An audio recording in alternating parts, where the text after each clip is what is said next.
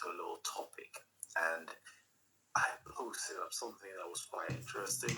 I said, let me introduce you to the Byzantine origins of Islam.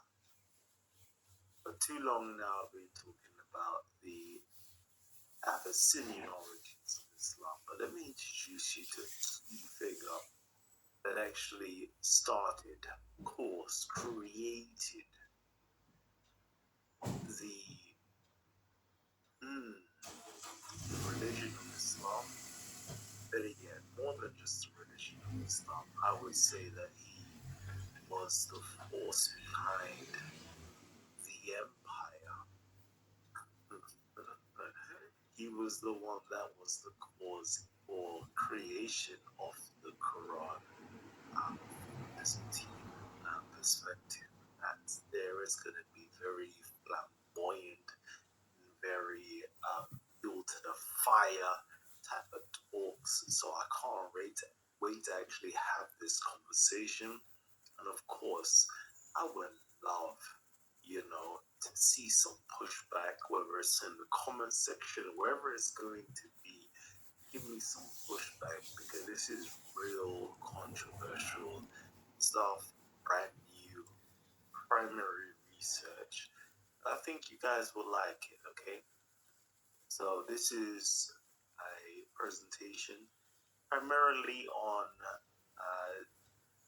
three main figures. I would say would be Justinian I, Abraha, of course, and Muhammad. And I said without him, i.e. Justinian, aligning himself with the Abyssinian Empire and the family of Muhammad, there will be no Quran preaching his Chalcedonian Christianity, i.e. Diaphysite Christianity. Yes. Oh my God. Are you guys ready for this? Because this is going to be interesting. And of course, I want some pushback. I want some feedback. I want to know your thoughts on this. And yeah, real quickly. So, this is it here. Abraham and Muhammad, Byzantine religion, the Chalcedonian Melechite Christianity. I think this is just too way advanced for this time, but we'll move. We will see what we can do with it. So, what I want to do here, do a quick presentation. Literally just create this within like a few minutes, just to give you guys a little something that's been rolling through my mind. So here, Abraham's New Christianity. Okay, so if you're new to this channel, apologies, because we're just going back on old information. So you would know in the 6th century, Abraham brought a new form of Christianity to the Arabian Peninsula. And if you don't know, you just have to check some history books or go back and watch some old shows, and you see it. So anyways, let me just give you the context or the contents of this particular presentation. This is, first of all, we're going to go through the historical context, i.e. the Miaphysites versus the Diaphysites split within the side of Christianity. That took place roughly in the 451 AD onwards. We'll go through that. We're going to demonstrate that Abraham's inscriptions testify to his conversion.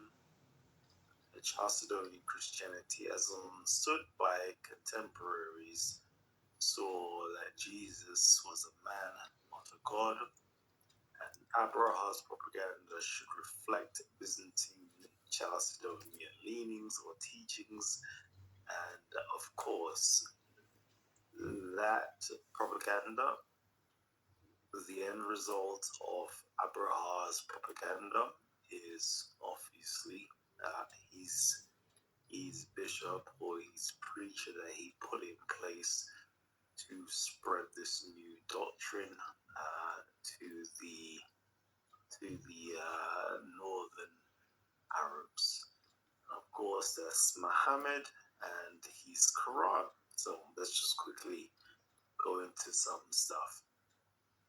So obviously, again, we know about there was a split within side of Christianity, all thanks to a man like Cyril of Alexandria and Nestorius of Antioch, I believe.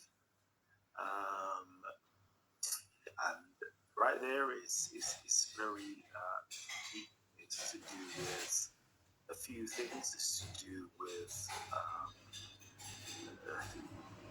the nature of Christ, to be honest with you. Very interesting stuff. But in there, you'll see that there's the two natures, the Ephesites and Chalcedonians, kind of similar. The Ephesites just saw there was one person, one single nature, and it's one manifestation. So little differences. It's a bit techy if you don't know it.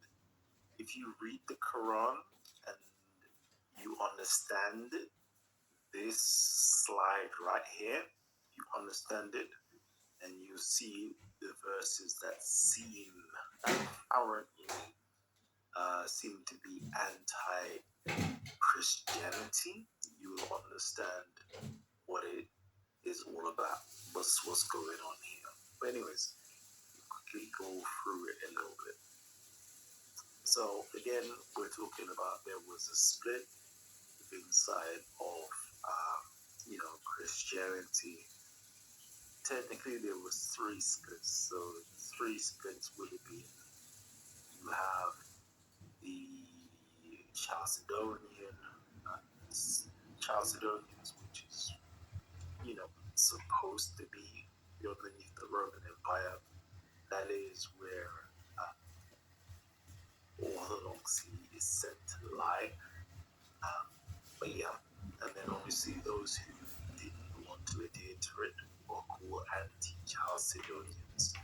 Those would be considered to be the Miaphysites. So that would be your Axumite or Axumite Ethiopian Christians.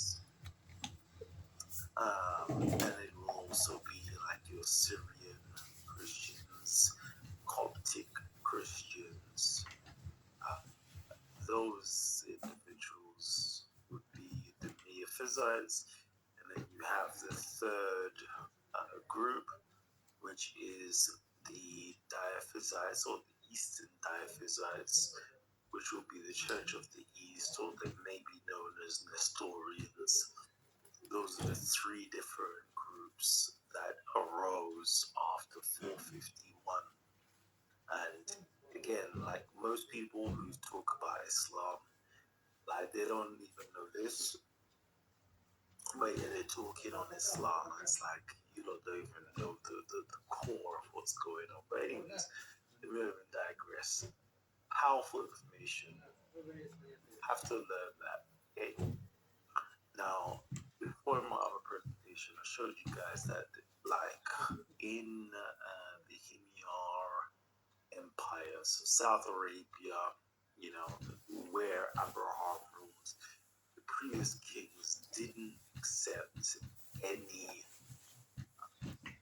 bishop coming from Alexandria because they were Chalcedonians, and the South Arabians and Ethiopians, they were anti-Chalcedonians, they were Miaphite Christians. They were like, no, we're not having that, my guy, we're not having it. Over 23 years, there was no bishop there. But all of a sudden, underneath Abraham, a bishop arose. Okay, and I'm saying that bishop, according to you go back and you check the Arab literature, they call that bishop or that person of prominence who was a religious figure, they call him Muhammad. Okay? They call him Muhammad. Other places you'll find different names for this individual, but they call him Muhammad. Was this individual that was there to bring about this new religion to the empire of the Abyssinians in South Arabia. I'm going to show you that basically, there was a lot of change taking place, a lot of conversions taking place, a lot of missionary work sent into other African kingdoms. So if you try to learn history, I always try to say to you guys, try to learn it diachronically. So let's just say you're starting from the 5th century and you're working all the way down to the 6th, 7th, 8th, 9th century. That's how you should really try to read history. Most people just start, for example, most people, when they're learning about Islam, they just say, oh, Islam. Like, we don't need to care about anything pre-Islamic. Really, we don't know anything about it. Supposedly, we don't know anything about it. So we start off from 7 something, but 6 something. But technically, there's no information from 6 something.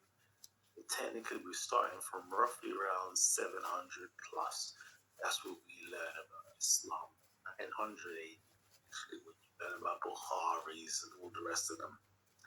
But I'm trying to teach you guys to learn diachronically, look downwards and kind of figure out what was going on in history. Then another way to learn as well is cross-comparative. So, for example, there are many kingdoms set up. There's many things taking place that you'll see is you can compare them with one another. So, for example, you have on the Red Sea coast, on the right-hand side is, Arabia, but on the left-hand side, there is the Aksumite Empire, which encompassed a lot of kingdoms. To be told, it encompassed the Kushites, the Bedjars, and that's, you've got the Elodians, you've got the Makorites, you've got the Nabateans, and so forth, right? So if you go back and start learning African Christianity, what form of Christianity was it? See, a lot of people don't even know that Africans were Christians on the African continent, like a long time ago. But if you learn about what was going on there, you see that there was certain missionary work that was sent by Justinian and also by his wife as well. I believe her name was Theodora as well. So they were trying to convert him from either to become Chalcedonians or to become Miaphysite Christians. Cool. So, anyways, Justinian, was like a big man thing. Let me do something here before my wife tries to, because they were split. They were themselves split. Let me do something real quickly before she tries to convert. Anyways, but when the king heard that the person he intended to send was opposed to the Council of Chalcedon, he was not pleased and determined to write to the bishops of his own side in Thebes, basically, with orders for them to proceed thither and instruct them and plant among them the name of the synod, i.e. Chalcedonia. Okay? So anyways, you read it, you know, they went to Nabatio and other places like that. So people, like during that time period, so this is roughly the 6th century, this is roughly 540 to about 560, there was this whole conversion or trying to convert people towards the Chalcedonians, trying to take people away from the Miaphysite church back into Chalcedonian church. Then there was the counter taking place where Theodora was counteracting all of that, and she even had help from the Arab king Al-Harith to kind of get people back into the Miaphysite church and do all of that. Like, you need to go back and learn that history of what took place in the 6th century, mid-6th century. You find is very, very interesting. Very, very interesting. Anyways, let me just quickly. Please, let me join your fleet. So anyways, yeah, so we find that, of course, Abraham himself seems to have converted. Okay, most scholars, like, they don't know for some reason what he converted to, like what was this new religion that he converted to. They're in like a dispute about it. I'm here to just tell you what it was, okay? Because they're going on like they don't know. They don't know. Like, everybody's giving up their own theories of what happened. But I'll tell you from just really simply reading the inscriptions of what took place. So, for example, on Maridam and a few other inscriptions as well, we read on the right hand side, with the power, assistance, and mercifulness of Rahman, of his Messiah, and of the Spirit of holiness, I have written this inscription myself, Abraham Zali. They've translated here as the He's King Rahmes, Zebim Men, King of Saba, of Zuredan, of Hajrman, of Yamanat, and of the Arabs in the upper country and on the coast, has written this inscription. Okay, so cool. This is telling us what type of Christian he was. Okay, this is literally telling us, and scholars are like, we don't know what it is, but obviously most of these scholars are Arab scholars, and then you have to go back to now the Ethiopian department scholars, and they will tell you what it is. Okay? So now we have to go to Manfred Kropp, who's like deals with Ethiopian side. He gives the translation of what it actually.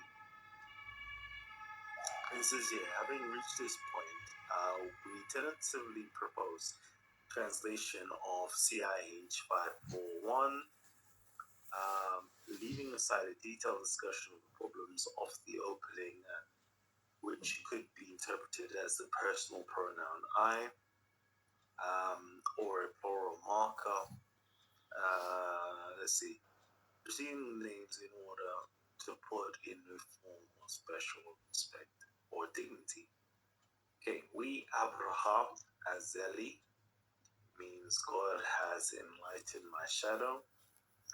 The Greco-Frankish king, he who reveres the Savior, King of Sabah, etc.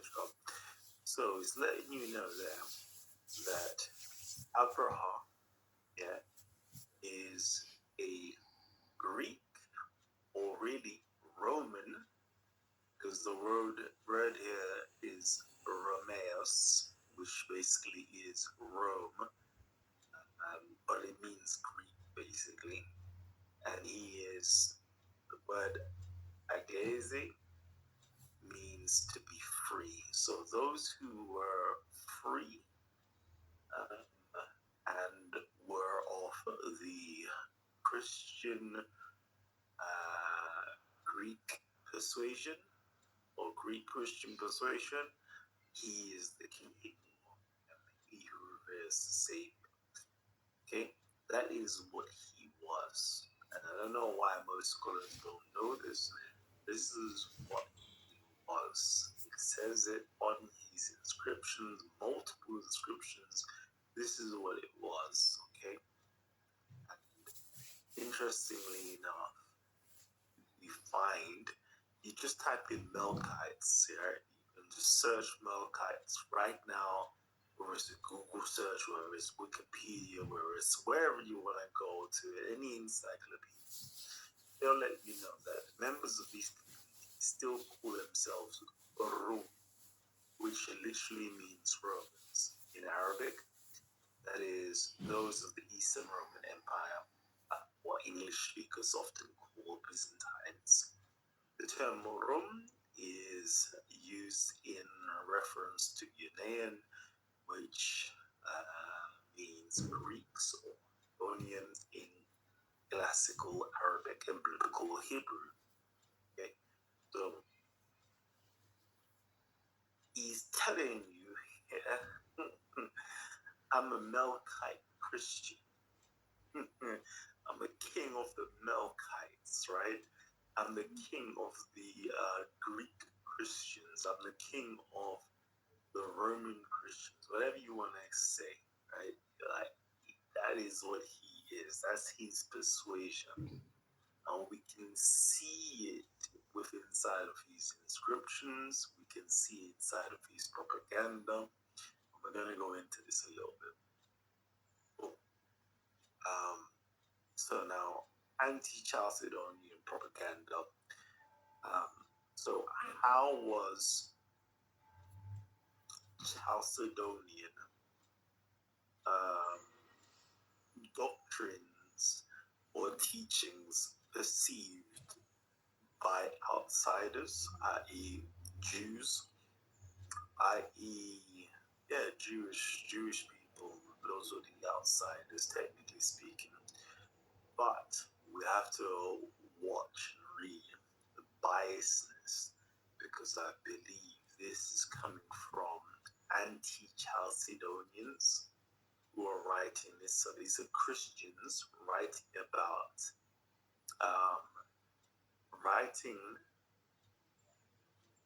writing to say this. These are the reports from Jews, and they're speaking disparagingly about the Romans, who are Chalcedonians. So check it out now, right? This here, on the left, ye worship a mortal man, who being of mankind, yet said about himself that he was the Son of God, merciful. And in this very time, his false doctrine has manifest. All lands understand that he was a man and not God, and especially the land of the Romans, who first erred concerning him. Okay, so this is from the book of the Himyarites. So we can see, right, it's telling you, these Jews were saying, leave off your Jesus, basically.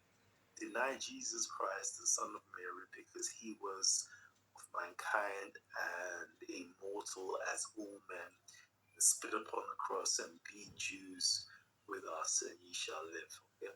So he's saying, listen, Jesus was simply a man. He was not the Son of God. Okay? And you know what? Why are you denying this, when even the Romans, they even acknowledge this to this day? Okay, cool. Now let's go over here to Chronicles of Michael of Syria. And he says here,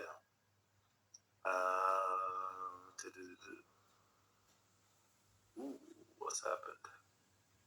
Cool. All right. And he began prosecuting and often killing Christians in Kara. So the Himyarites king, Jewish Himyarite king, on the right hand side, I'm reading. There's and often killing Christians, encouraged in this by Justin, who had sent to be Jewish king. Sent to the Jewish king, saying, rid yourself of that heresy, monophysitism, for its practitioners are not my people, nor are they yours, as we see things. You and I of the same mind about Christ. You see that your forefathers in Jerusalem crucified a man, and we said that too, that the Jews killed a man. Those heretics there were that claimed that God was crucified. These words should not surprise you, because after the Council of Chalcedon, the Jews in Palestine wrote the same thing to Emperor Marcion. We intend to, okay, cool. So we see that there was a theme here. The theme here is that the Romans, okay,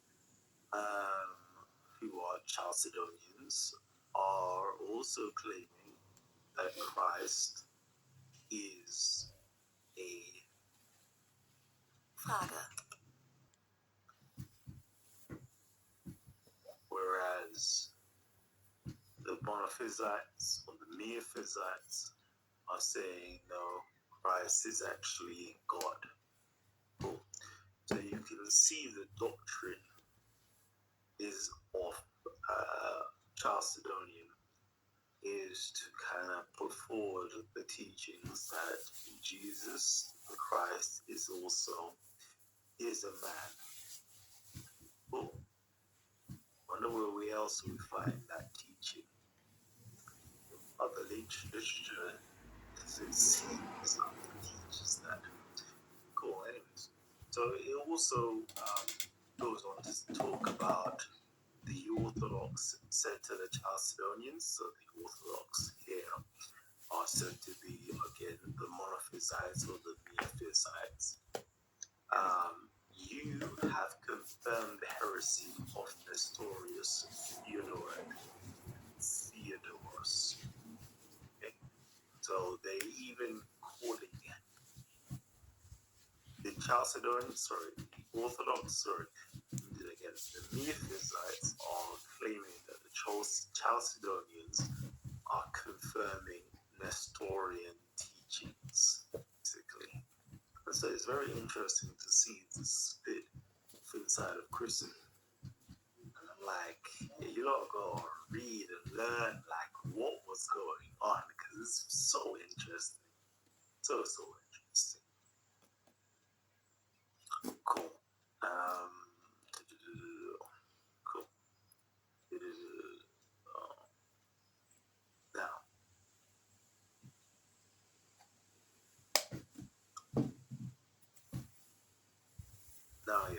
That was it. So we see within inside of like scholars have seen that within inside of Abraham's inscriptions he calls him the Messiah. Therefore, it's emphasizing that he was a man anointed basically, rather than being a god, etc. And I'm going to just show you where this teaching is coming from. It says here, this is from the teachings of Nestoria. It says here, the framers of the creed, however, were careful to use the word Christ, which signifies both natures, in declaring him consubstantial with the Godhead of the Father. Manhood was born afterwards of the Holy Virgin, and because of its conjunction with the Godhead is worshipped at the same time by angels. So anyways, we can see that for Nestorius and even Diophysites, there isn't just, they emphasized both elements. They didn't, where the Miaphysites only emphasized like the nature of God. It's just one. Just one. Christ is one. Christ is God. Christ is God. Christ is God. Christ is the Son of God. In fact, Mother Mary was the mother of God. Like, that was their teachings. Whereas the Diophysites said, no, you know what?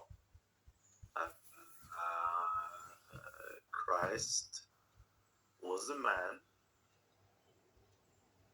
born of Mary, but he was also God, and was, I don't want to say, he came into existence from God. God from God. Okay? There's two natures. There is the God nature and there is the human nature. The two do not mix. They're not mixed, they're not confused, they're not intermingled, they're actually separate, and they all have separate things, right? They don't do each other's things. That was like Diaphysite teaching. You can see the same teachings inside of the Quran, which is extraordinary, to say the least. Anyways, as I was saying, yeah, most scholars are having like big old debate as to whether, why did Abraham choose to use Messiah, whereas it's like literally not attested in any of the ancient South Arabian inscriptions. So we see that there is change, there is continuity, and then there is change. And we see what's happened here was a whole big change, because Messiah was never used. And we find out why the term Messiah was used, because again, it is to do if you understand, it's going against, it's letting you know, I am standing on the side of Diaphysite Christianity, going against Monophysite Christianity or Miaphysite Christianity, because I'm emphasizing